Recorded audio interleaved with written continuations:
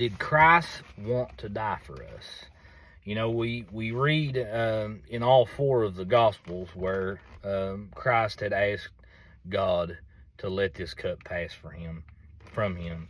I'm going to read from Mark here, verse 36. He says, Abba, Father, all things are possible unto thee. Take away this cup from me. Nevertheless, not what I will, but what thou wilt. You know, we may hear this and we think, well, Christ didn't really want to die for us. He just done it because it's what, you know, the Father wanted.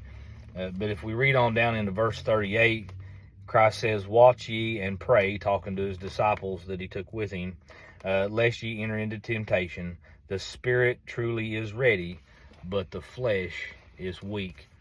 You know, Christ wanted to die for us. His spirit was ready for it.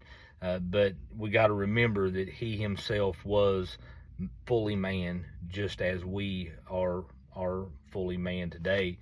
And he had this war going on inside of himself between the spirit and the flesh, just the same as we do today.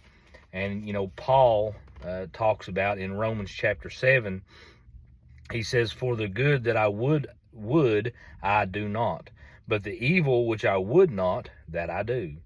Now, if I do that I would not, it is no more I that do it, but sin that dwelleth in me.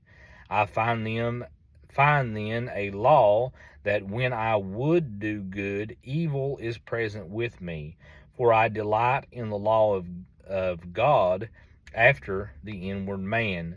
But I see another law in my members, warring against the law of my mind, and bringing me into captivity to the law of sin, which is in my members. That's, you know, each and every one of us have this war going on inside of us. You know, our spirit and the spirit that's given to us in this world. That we're having to constantly have this battle, and we, you know, taking things to the Word of God to make sure that we are following after the Spirit and not the world. And in Matthew chapter 16, I think we're being told here, you know, more of the same thing. Christ says, if any man will come after me, let him deny himself and take up his cross and follow me. For whosoever will save his life, meaning here on earth, shall lose it. And whosoever lose his life, giving up your worldly desires, for my sake shall find it. That'd be heaven. And we go on, he says, for what is a man profited if he shall gain the whole world and lose his own soul? Or what shall a man give in exchange for his soul? You know, there's this constant battle inside of us. Christ also had that constant battle. Christ was tempted. After he was baptized and went out into the wilderness for 40 days fasting, you know, the devil tempted Christ. And God says he does not tempt, nor can he be tempted.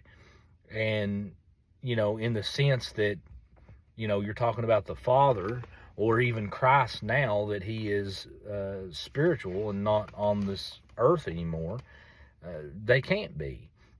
They don't have the worldly lusts that we do right now. But Christ, while he was a man, he too had those worldly desires. That's how he was able to be tempted. You see, if you don't have a desire for something, then there can be no temptation to do something. So, you know, remember, Christ was a man just as we are. And he was tempted, and he was tried, and he had the same war going on inside of himself that we do today. So Christ did want to die for us.